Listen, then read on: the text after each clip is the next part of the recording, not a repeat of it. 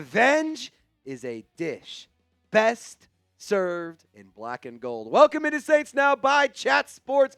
We're going to break down how Kendre Miller, Spencer Rattler, Chris Olave, and the black and gold can get revenge on their former head coach, as he is the defensive coordinator of the Chicago Bears, who you are playing this week. And maybe it's not a revenge game for the entire team, but hey, it feels like it's a revenge game because it feels like he's the guy to blame for blowing this whole thing up and making us suck and pretty much ruining my football team. Maybe he's not solely to blame, but I'm going to blame him anyway. Let's get into my keys to victory. I got 3, and then I'm going to bring on my producer, Loco Lopez, and we're going to go through his 3. So first things first, no self-inflicted wounds. Notice how traditionally the past few weeks has been limit the self-inflicted wounds, stop the self-inflicted wounds. This one is none. Just don't do them. Don't give up 3rd and longs. Don't miss field goals. Don't get penalties. There you go.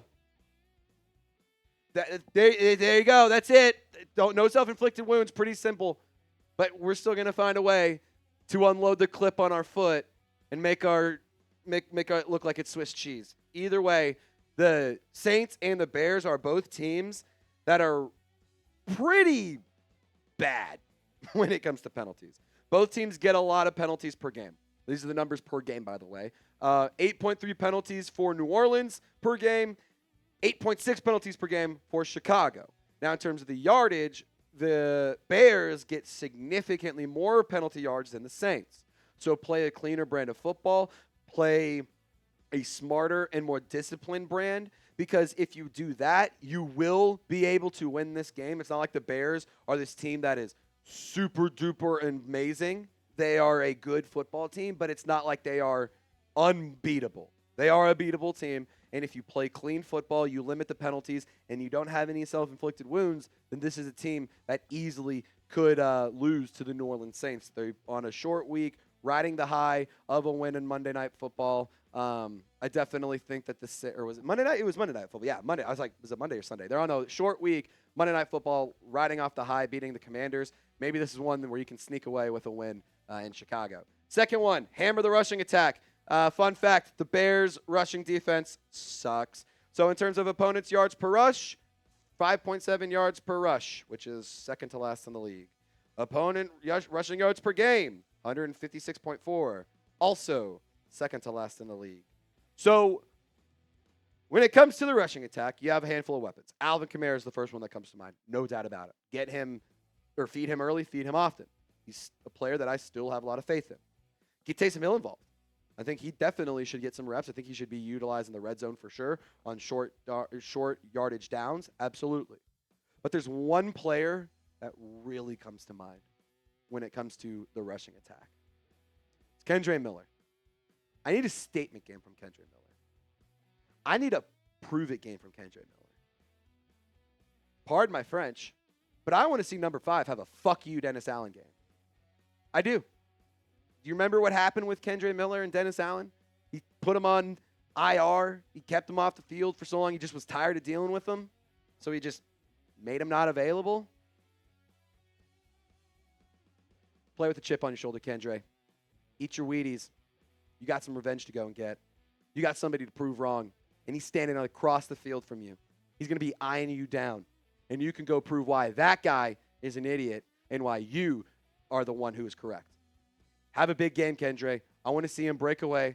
I want to see him get a couple big runs. I want to see him score touchdowns. I want to see him be a problem for this Bears defense. They suck against the run. And Dennis Allen has every opportunity to get put in a body bag by number 5 this week. Now, last one, win in the red zone. This is an easy one. This is a basic one. And it's not one that is going to move the needle, or it's not a groundbreaking discovery. Win, score, succeed. Offensively, you got to be better. You got to get it in the red zone and score points. Defensively, you got to stop opposing offenses from scoring in the red zone. Now, offensively, New Orleans scores touchdowns at a very low rate when they are inside the 20. They're 29th in the league at 42.11% in the red zone. They are bad.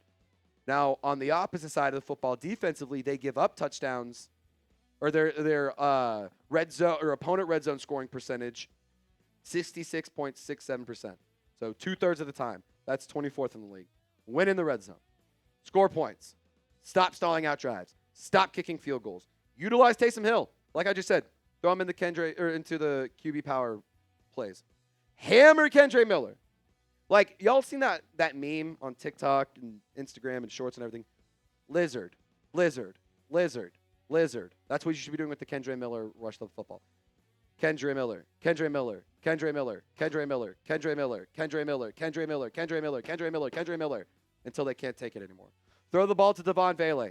Throw the ball to Devaughn Johnson. Get your big body targets open in the red zone. Throw the ball in the red zone. Scheme Olave open. Scheme your speed guys to move around the field and create space and get open.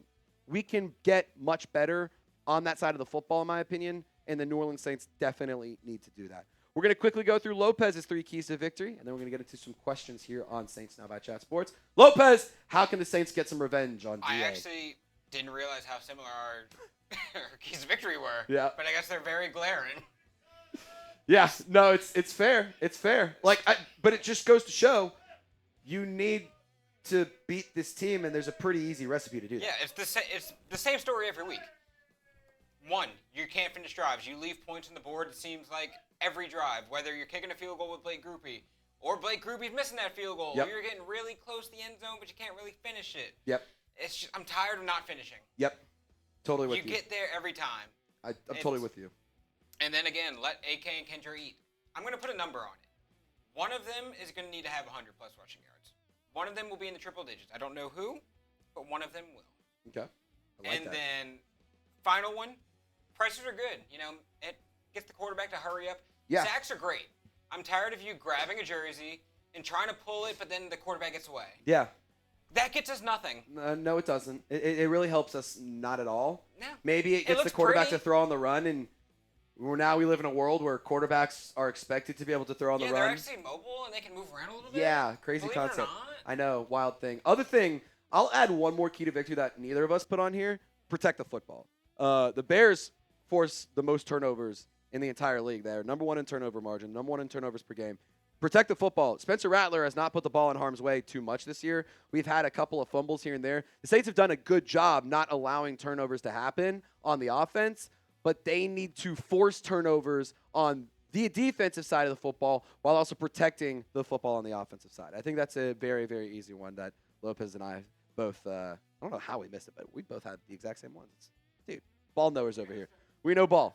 Yeah, we know ball, I guess. All righty, coming up, we're going to get into our mailbag portion of the video. Y'all got questions. We got answers. We're going to respond to hot takes, trade ideas, all sorts of fun stuff. But first things first, got to tell you guys about today's presenting sponsor, and that is PrizePicks. I absolutely love PrizePicks, and I play PrizePicks every single game day, and I think you should too. And if you want to make some money and you're always right, well, PrizePicks is the one place where being right can get you paid. Don't miss on any of the excitement this season on PrizePicks, where it's always good to be right. When you download the PrizePicks app, use code CLNS. You'll get $50 in lineups after you play your first $5 lineup. And fun fact, PrizePicks is the only app that offers stacks, meaning you can pick the same player up to 3 times in the same lineup. So if you want to pick more on Spencer Rattler's passing yards, rushing yards, and touchdowns, now you can pick all of them in the same lineup only on PrizePicks. And if you need a little bit of inspiration for this game, I got a fun one cooked up. My key to victory, feed Kendre Miller. It was the same one that Lopez had. Feed Kendre. Have a legacy game. Have a prove-it game. Get points. I think Kendre is definitely going to find the end zone once. Caleb Williams, I could see at least one pass burning the Saints defense. I know that I said that we need to do a good job of limiting the self-inflicted wounds. We probably won't, realistically. So I'm going to take Caleb Williams to dust us on at least one play. And then Spencer Rattler. I'm going to take the more on his passing yards as well. I think that he's a player who could have a really, really big game here against the Chicago Bears and Dennis Allen, your former head coach. But, guys, I highly encourage you to download the PrizePicks app today if you want to get in on the sports action. And follow other players directly on the app, and you can copy their lineups in one click, whether it's a friend, celebrity partner, or just someone whose picks you like.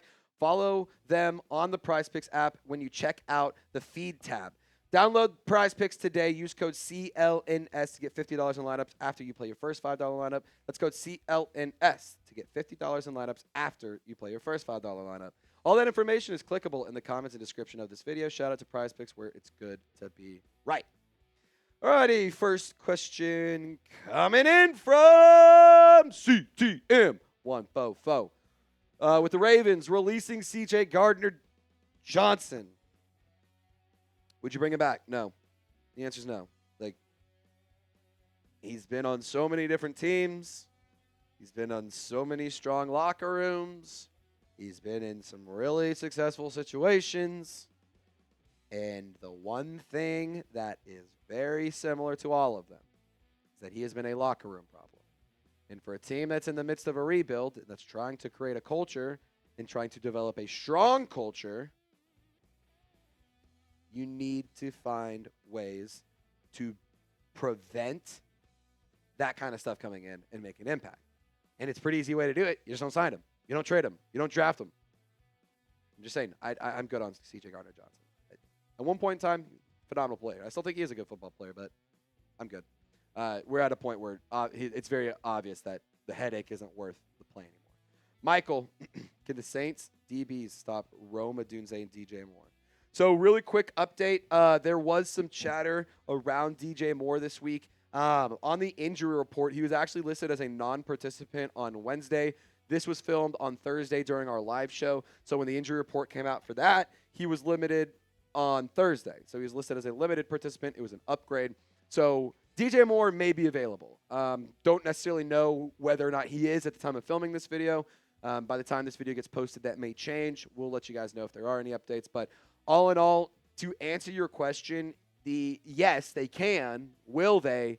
I think it'll be kind of tough. Rome's been pretty impressive. I actually really like Rome Odunze, and DJ Moore is a very, very good wide receiver.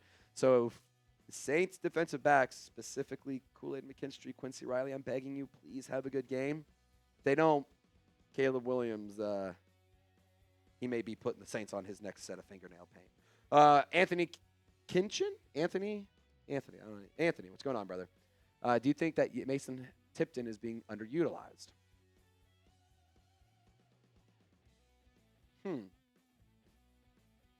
You know, I'm going to say no.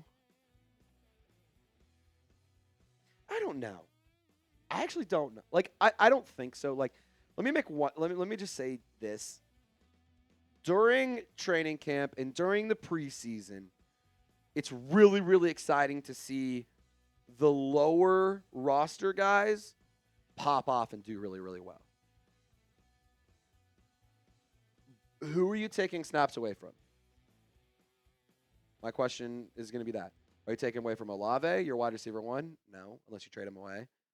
You taking him from Rashid Shaheed? No, unless you trade him away. Brandon Cooks? Maybe, but probably not. Devaughn Vele? No.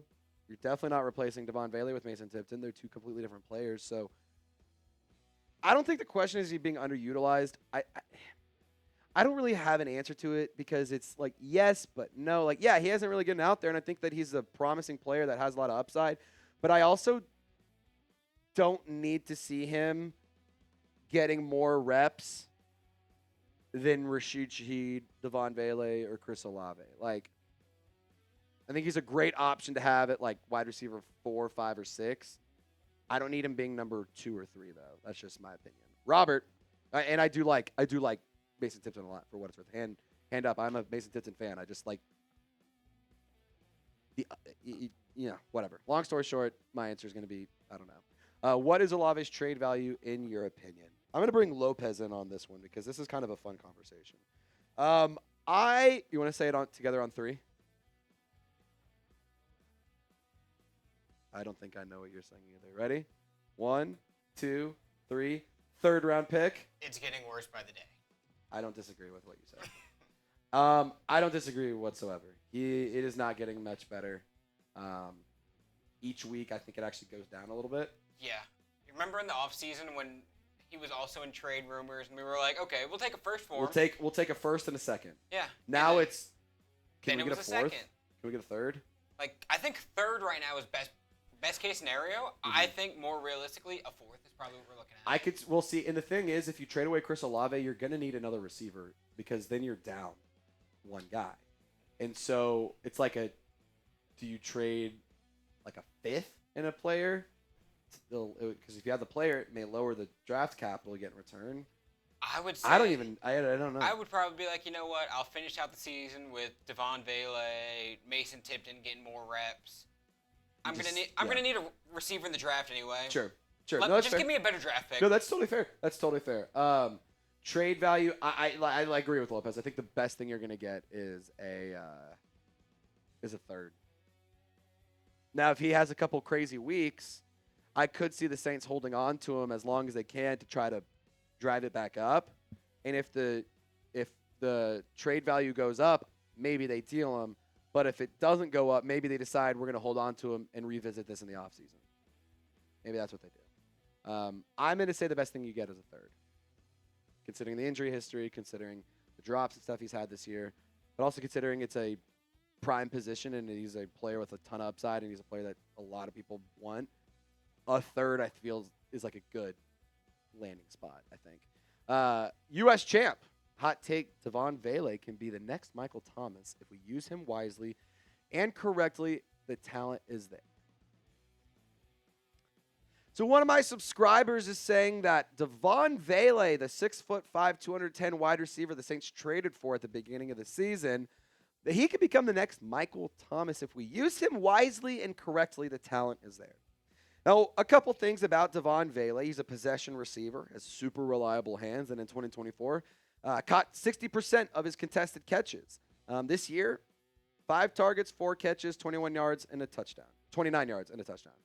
All in all, I think that Devaughn Vele is a player who needs to get much more involved in the Saints offense. He's only played 88 snaps so far this season. And I think that that's a really, really low number. And I think that he needs to be getting more opportunities. I don't like saying he can be the next insert player. Because it's hard to say, oh, yeah, he's going to be the next Michael Thomas. So we're sitting here saying Devaughn Vele can go and have a 1,700-yard season? No, probably not. I mean, maybe. That'd be wild, but probably not. That being said, in terms of usage, have him operate over the middle. Have him be an ultra-reliable receiver. Have him do a lot of different things. Get him very involved. Make it a priority to give him the football. I don't disagree there. I just don't think that he's being used properly. I don't think he's been getting enough reps.